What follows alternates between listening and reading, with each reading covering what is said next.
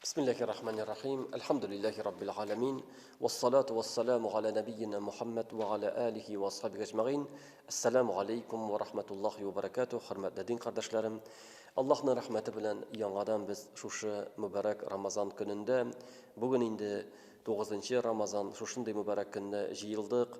Allah subhanahu ve taala şuşu söyleyen vaazlarımızı, öğretken derslerimizni faydalı kılsaydı.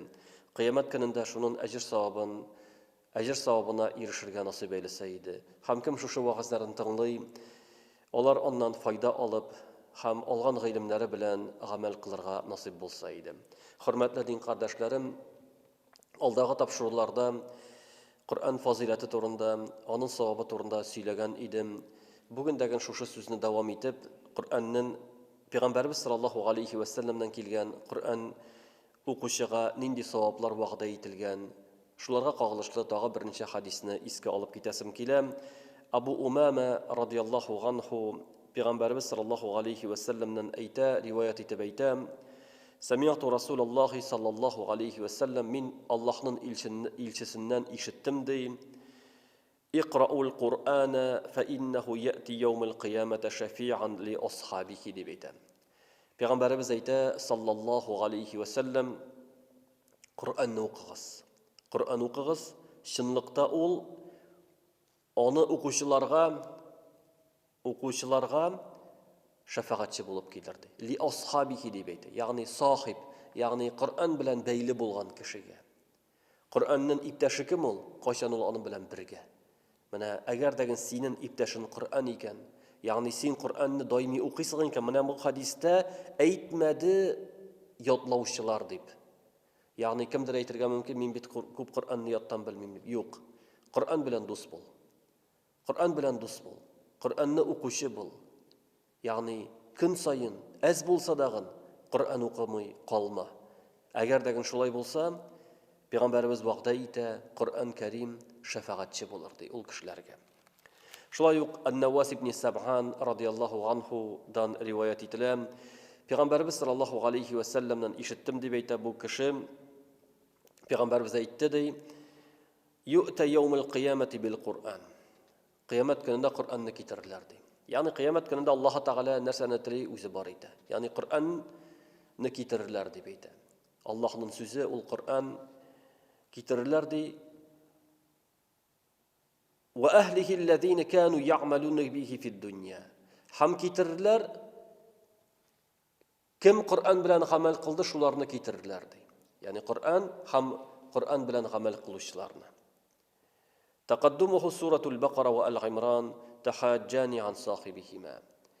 Hem Kur'an aldından gelirdi beyte Baqara suresi hem Al-İmran. Hem olar kim olarını yeş okudu, yani Kur'an'ı yeş okuyuculardan şefaatçi bulurlar. Yani olarını yoklarlardı.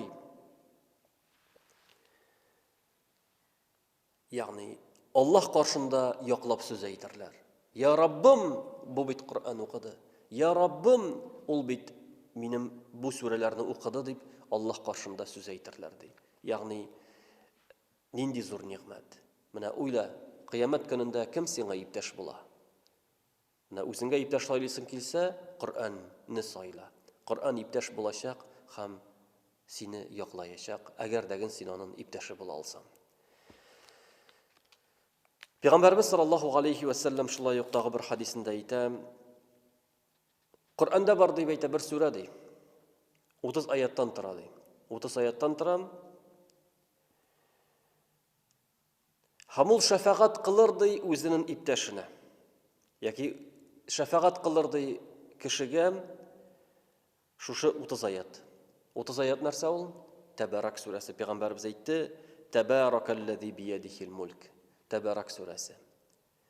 Yani kim Tebarak suresini daimi okuşan bulsa, yani şunun iptaşı bulsa, ol kıyamet gününde onlar şulay yok şefaatçi bulur.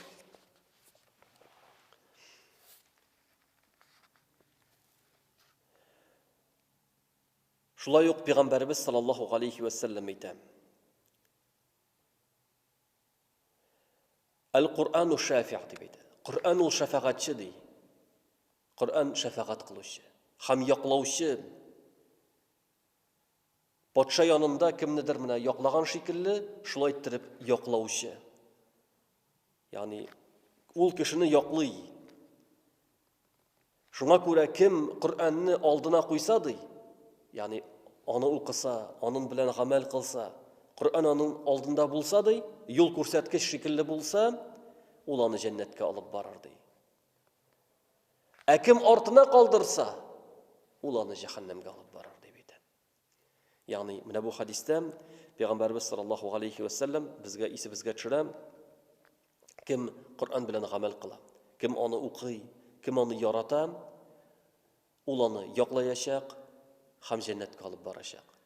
Ә кем киресенчә Коръәнне укымаса, калдырса, өйрәнмәсә, аның белән гамәл кылмаса, ул аны җәһәннәмгә алып барачак ди.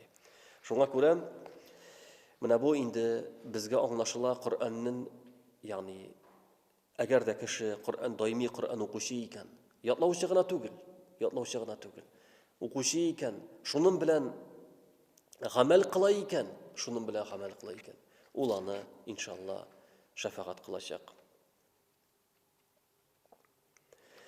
Шулай ук тагы бар берничә хадис Пәйгамбәрбез саллаллаһу алейхи ва саллям Коръән әһелләрен айыра иде. Менә Коръәнне күп белүчеләрне айыра иде. Хәтта Ухуд сугышында Пәйгамбәрбез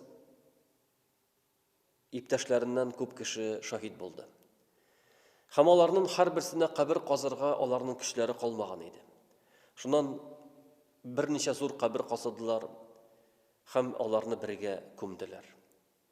Моны инде галимнәр рөхсәт итәләр, әгәр дә мәсәлән ваба булганда, күп кешеләр үлгәндә зур итеп каберне казып берничә кешене рәттән күмү рөхсәт ителә. Гадәти вакытта һәр кешегә аерым кабер казылырга тиешле. Шуннан Пәйгамбәрбез саллаллаһу алейхи ва саллям аларны куйганда сорый иде. Кайсысы күбрәк Коръәнне яттан белә иде дип. Әгәр дәген менә шушы дип күрсәтсәләр, ул аны беренче куя иде. Ягъни Коръәнгә карап куя иде.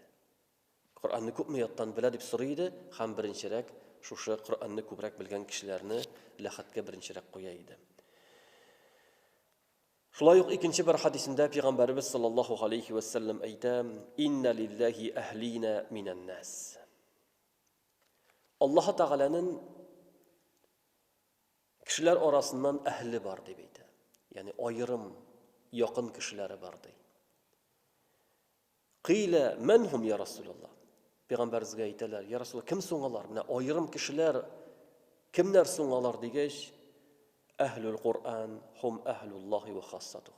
Алар Коръән әһелләре дип әйтә. Менә Аллаһның айырган, аерым кешеләре, бу дөнья бөтен кешеләр арасыннан Аллаһ Тәгалә сайлап алган кешеләр, алар әһлул Коръән ди. Коръән әһелләре дип әйтә. Ягъни Коръәнне өйрәнүче, Коръәнне укучы, Коръән белән гамәл кылучылар. Тагы бер хадистә Абу Муса әл-Аш'ари радиллаһу анху риваят иткән бер хадистә Пәйгамбәрбез саллаллаһу алейхи ва саллям әйтә: Аллаһны улылау галәмәте дип әйтә. Аллаһны улылау билгесе икраму зи шайбатил муслим. Улы кешене хөрмәт итү дип әйтә. Менә мусульман, ак сакаллы, улы диндә агарган сакаллы кешене хөрмәт итү ул Аллаһны уллау дип әйтә. Икенчесе хамилул Коръән, гайр галин фиһи вал җафи анху. Коръәнне ятлаучы кешене. Ләкин нинди шарт белән ул анда, ягъни тәкәбберләнми, үзен әллә кемгә куймый, ләкин Коръәнне ятлаган кеше аны улылау, аңар хөрмәт күрсәтү. Менә Коръән хафизларга хөрмәт күрсәтү. Әгәр дәген алар үзләрен чын Коръән хафиз шикелле тотсалар, аларны хөрмәтләү ул Аллаһны улылауга керә. Өченче икраму зи султанил муқсит. Һәм гадел патшаны хөрмәтләү дип әйтә. Гадел, ягъни җитәкче кеше гадел булса, аны хөрмәтләү ул Аллаһны уллауга керә. Менә шуңа күрә менә бу хадистә безгә дәрес булып тора, ягъни олларны хөрмәтләү, диндә булган аксакалларны хөрмәтләү, шулай ук гыйлем әһелләрен, Коръән хафизларны хөрмәтләү, ул менә бу диннең бер асылы булып тора. Гомар радиллаһу анһу үзенең мәҗлесләрендә киңәшчеләрне җыйганда Коръән хафизларын җыя торган була. Коръән хафизларын җыеп, алардан киңәшләр ала торган була. Һәм ул хөрмәт итә торган була матур итеп Коръән укучы кешене. Матур иттереп, матур тавыш белән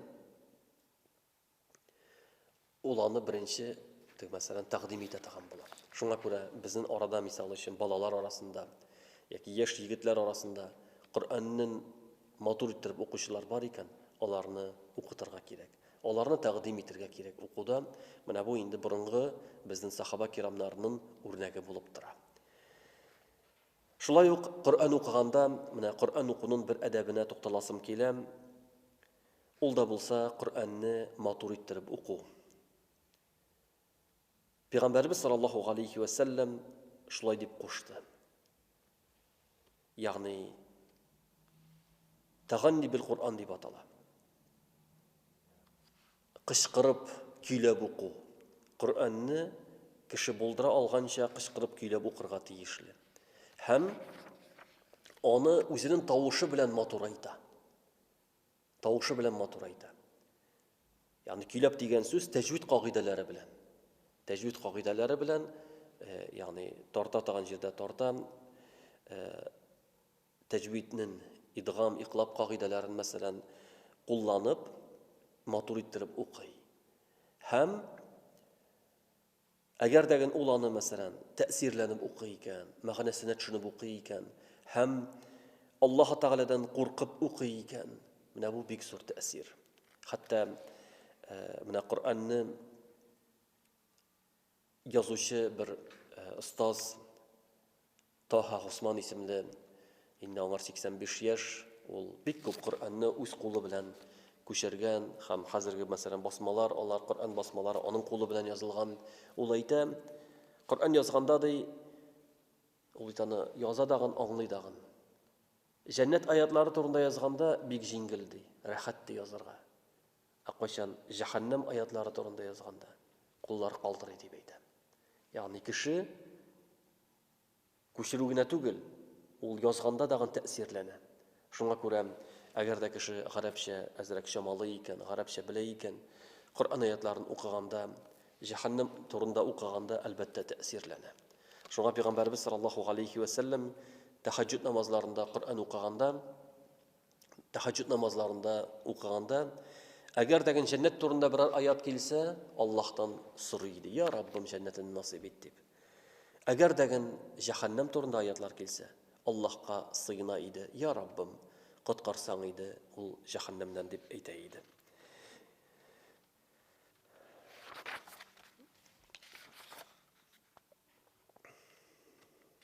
Тагы монда инде Коръәнгә кагылышлы мәсьәләләр бар, ләкин аларны иншалла аерым дәресләрдә, аерым дәрес итеп үткәрергә кирәк дип уйлыйм. Чөнки һәрбер менә Коръән тәфсир язучы галимнәр үзләренең тәфсирләренә керешкәндә иң башта кереш сүз язалар. Һәм шул кереш сүздә Коръәннең фазилаты буенча, аның хөкемнәре буенча күп мәгълүмат язалар. Хәтта аерым Коръән фәне бар. Гулумул Коръән дип атала. Коръән фәне, ягъни Коръән фәне гыйлемнәр, Коръән гыйлемнәре дип атала. Анда галимнәр Коръәнгә кагылышлы булган бөтен мәсьәләләрне өйрәнәләр. Иң беренче аңлату, Коръәннең аңлатмасын, аннары иңү сәбәпләре, тәфсирләр һәм башка төрле Коръәнгә кагылышлы булган мәсьәләләр. Әгәр дәген Аллаһ Тәгалә насыйп итсә, бәлки иншалла аерым дәресләрне ул темага оештырырбыз, ләкин инде безнең менә бу Рамазанга кагылышлы булган дәресләр ул кыскача гына безгә Коръәннең әһәмиятен, аның фазилатын аңлатып китәсем килде. Аллаһ Тәгалә барчаларыбызга файдалы гыйлемнәр алырга һәм аның белән гамәл кылырга насыйп итсә иде. Инде без, хөрмәтле дин кардәшләрем, менә без бит Фатиха сүрәсенә мәгънә бирә башладык һәм Allah subhanahu wa ta'ala әйтә Фатиха сүрәсендә Бисмиллаһир рахманир рахим Алхамдулиллаһи раббил аламин Ар-рахманир рахим Малики яумиддин. Аллаһ Тәгалә ул бүтән мактауларга лаеклы. Чөнки ул иләһ, гыйбадәт кыла торган зат. Чөнки ул бүтән галәмнәрне тәрбияләүче. Чөнки ул ин мәрхәмәтле, ин рахимле һәм ул кыямәт көненең патшасы. Менә шушы сүзләр белән мөмин кеше Аллаһ Тәгаләне мактаганнан соң, Аллаһ Тәгаләгә хәмд ва сана әйткәннән соң, я Раббым, син мактауга лаеклы дип әйткәннән соң, Аллаһ Тәгалә безне өйрәтә әйтергә iyяка нәгъбуду ва iyяка нәстәгин дип. Сиңа гына гыйбадәт кылабыз һәм синнән генә ярдәм сорыйбыз дип. Нәрсәне агыната менә бу сүзләр? Iyяка нәгъбуду ва iyяка нәстәгин. Менә бу аят Фатиханың җилеге булып тора. Хәтта бүтән Коръәннең җилеге булып тора. Чөнки безнең бу дөньяга килүнең төп максаты Аллаһка гыйбадәт кылу. Аллаһка гыйбадәт кылу. Нәрсә ул гыйбадәт? Без гыйбадәт турында күп ишетәбез. Нәрсә ул гыйбадәт? Нәрсә ул гыйбадәт? Иң беренче гыйбадәт ул түбәнчелек. Ягъни кеше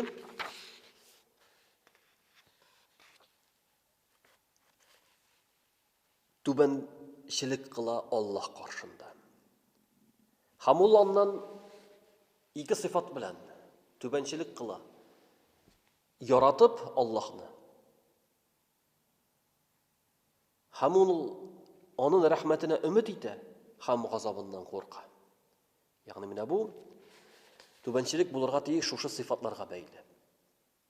Менә син намаз укыйсың, чөнки аны Аллаһ Тәгалә әмер итте. Син Аллаһның әмерен үтисең, аның җәннәтенә өмет итәсең, аның җәһәннәменнән куркасың һәм Аллаһ Тәгаләне бийек зат буларак яратасың. Аллаһ Тәгаләгә карата мәхәббәт. Шуңа күрә галимнәр әйттеләр, мәхәббәт ул, гыйбадәт ул 3 өркөнгә корылган дип әйтәләр. Беренчесе мәхәббәт, икенчесе Аллаһтан курку, өченчесе Аллаһның рәхмәтенә өмет итү ди. Менә шушы 3 әйбер бергә булганда, ул мәхәббәт дөрес була. Ул гыйбадәт дөрес була. Хәтта кайбер галимнәр чагыштыра, гыйбадәтне ул кош белән. Аның башы бар һәм 2 канаты бар. Кош өчсен өчен. Башы дип әйтә мәхәббәт ди. Бер канаты өмет, бер канаты курку дип әйтә. Менә шулар бергә эшләгәндә ул кош исән һәм ул кош оча ала дип әйтәләр. Ягъни гыйбадәт менә шушыңар корылырга тиешле. Кайчан без әйтәбез, iyяка нәгъбуду. Сиңа гына гыйбадәт кылабыз. Сиңа гына гыйбадәт кылабыз.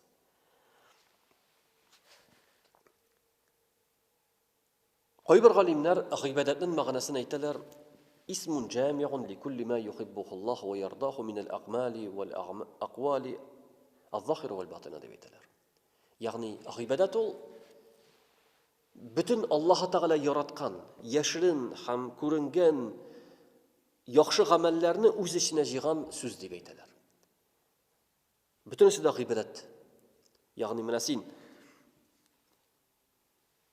әниеңнең хәлен белдең, әтиеңнең хәлен белдең, туганнарыңга шалтыраттың, туганнар белән яхшы мөнәсәбәт кылдың.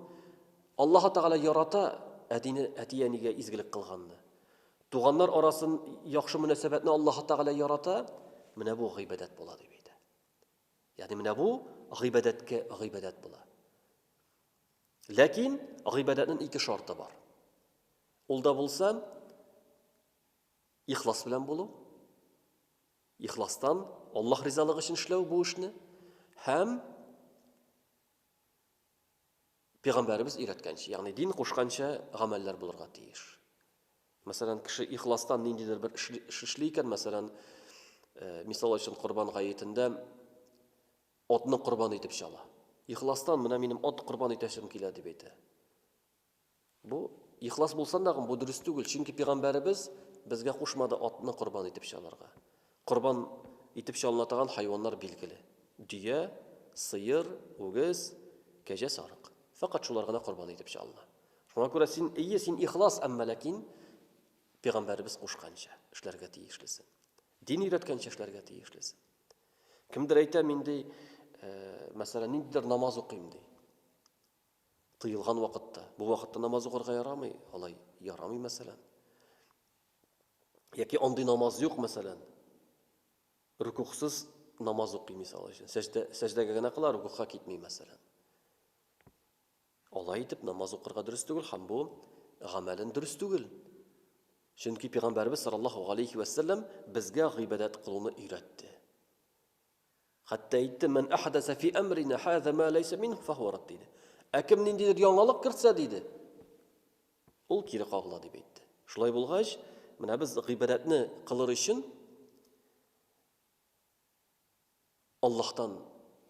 Аллаһ Таala безгә өйрәтте ничек итеп гыйбадат кылырга. Чөнки менә әгәр дәген без уйлап карасак, кеше Аллаһ Тааланы таный ала. Бу галәмне карап, Аллаһның бар икәнен танып була. Әмма ләкин Аллаһ Таала синнән нәрсә сорый? Ничек итеп аңар якынаерга, ничек итеп аңар гыйбадат кылырга? Без аны белә алмыйбыз. Илля мәгәр Аллаһ Таала үзе өйрәтеп кенә. Шуңа күрә Аллаһ Таала пәйгамбәрләр җибәрде, шуңа күрә ул китаплар иңдерде. Менә шунда Аллаһ Таала аңлатты, пәйгамбәрләр безгә аңлатып күрсәттеләр, намаз шулай була, ураза шулай була. Аллаһ Таала шушы гамәлне ярата, һәм Аллаһ Таала бу гамәлне яратмый дип, алар безгә өйрәттеләр. Ягъни менә бу дин шулай. Мин үземчә түгел, минем уйлаганымча түгел, Аллаһ Таала өйрәткәнчә, пәйгамбәрбез өйрәткәнчә без гыйбадат кылырга тиешлебез. Шуңа күрә, менә бу гыйбадат ул асыл булып тора. Хәтта Коръән Кәримдә Аллаһ Таала әйтә: "Ва ма халактул джинна вал инса илля лиябудун." Кешеләрне һәм җиннәрне Аллаһ Таала әйтә, кешеләрне һәм җиннәрне бар иттем, үземә гыйбадат кылсыннар өчен дип әйтә. Ягъни Али радиллаһу анһу әйтә: "Лиамурахум ва анһахум" дип әйтә. Аллаһ Таала кешеләрне һәм җиннәрне бар итте, нәрсә өчен? Аларга йөкләмәләр йөкләр өчен. Тыюлар һәм кушулар, әмерләр. Аллаһ Таала безгә әмер итте: намаз укыгыз, ураза тотыгыз, закат бирегез. Мусульман кеше, Аллаһка итагать иткән кеше аны үтәргә тырыша һәм үти. Һәм Аллаһ Таала әмер итә, яки тыя, хәмергә кагылмагыз, урламагыз, кеше малына кагылмагыз, хәмер эчемлекләр эчмәгез, доңыз ите ашамагыз дип Аллаһ Таала безгә тыя, һәм мусульман кеше аннан тыела. Менә бу Аллаһ Таала безне бу дөньяга бар итте сынар өчен. Менә шунда инде күренә, кайсыбыз Аллаһка буйсына, кайсыбыз нәфескә һәм шайтанга буйсына. Менә Аллаһ каршында без күренәчәкбез. Шуңа күрә Аллаһ Таала безне шушы гыйбадат кылырга бар итте. Гыйбадат өчен бар итте. Һәм әйткәнемчә, менә монда гарәп телендә карасак, мәсәлән, ияка нагъбуду, ияка нагъбуду. Сиңа гына ияка. Сиңа гына гыйбадат кылабыз. Гарәп телендә асылда, мәсәлән, нагъбудука дип килергә тиеш ул. Нагъбудука. Без гыйбадат кылабыз сиңа дип. Ләкин кайчан Аллаһ Таала ияканы, каф хәрефен, ягъни сиңа дигән сүзне алга куйгач, җөмләнең башына куйгач, галимнәр әйттеләр, буның мәгънәсе тахсис, ягъни Аллаһ Таала аерым әйтә. Монда бернинди мәгънә калмый. Фақат килеп чыга җөмләнең төзелеше ничек? Ияка нагъбуду булгач, сиңа гына гыйбадат кылабыз. Сиңа гына. Һәм менә монда Аллаһ Таала бирлек сан белән әйтми. Нагъбуду дип әйтә. Na'budu, yani biz ibadat qilamiz. Yani bu ko'rsatan narsani ibadat ol birga boshqariladi. Yani namazlar, uraza masalan baribizdagan urazada, baribizdagan namoz o'qiy. Alhamdulillah bu ko'plik son bilan boshqariladigan ibadat.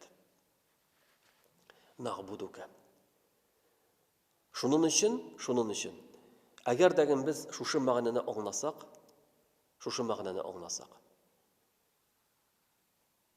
ya'ni bir Allohga ibodat qilirga kerak ekan anglasak, lekin biz uni Allohning yordamidan boshqa ishlay olmaymiz. Shunga ko'ra Alloh taolo aytadi: "Iyyaka na'budu va iyyaka nasta'in." Ham sendangina yordam so'raymiz deb. Sendangina yordam so'raymiz. Agar degin biz biror bir ishlarga tilasak, Alloh taolo yordam bermasa biz uni ishlay olmaymiz. Shunga ko'ra mana bunda Alloh taolo bizni o'rgatdi, ya'ni yordamga har vaqtni Allohga qaytarga, Allohdan so'rarga, Allohdan yordam so'rarga o'rgatdi. İyyaka na'budu va iyyaka nasta'in. Hatta mana azon aytganda mazin kishi azon ayta: "Hayya 'alas salah, hayya 'alas salah, hayya 'alal falah, hayya 'alal falah" deb. Oshig'iz namozga, oshig'iz namozga, oshig'iz baxtli bo'lurga, oshig'iz baxtli bo'lurga deb ayta azon so'zlarida. Azonni tinglab boruvchi kishiga sunnat bo'lib tura, qobatlab baraga. Peygamberimiz sallallohu alayhi ve sellem azon aytganda qobatlarga qo'shdi. Allohu akbar deb qobatlab barasin.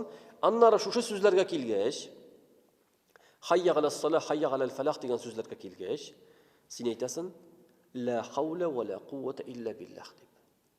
La havla va la quvvata illa billah. Nishin. Seni chaqira ayda oshiq namozga deb. Sen aytasan: la havla va la quvvata illa billah. Yani bir haldan ikinci halga o'zgartuvchi ham ko'chiruvchi faqat bir Alloh taolo. Yani Allah Rabbim yordam etsa, mana hozir men uyda Allah Rabbim yordam etsa, men namozga bosam, namoz o'qiyim deb. Yani sen bütün musulmon kishi mana bütün tani bilan anglay, ol Allohning yordamine muhtoj ekanin. Yani shunga ko'ra hurmatli din qardoshlarim, agar degin Alloh taolo bizga namoz o'qirga nasib etgan ekan, bu Allohning rahmati bilan.